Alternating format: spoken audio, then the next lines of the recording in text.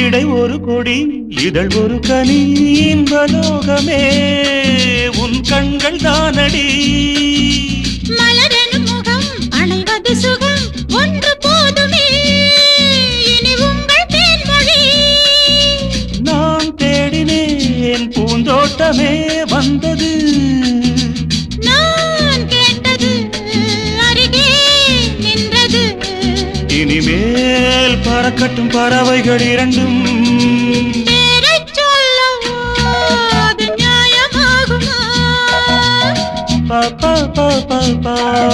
பா பா பா பா பா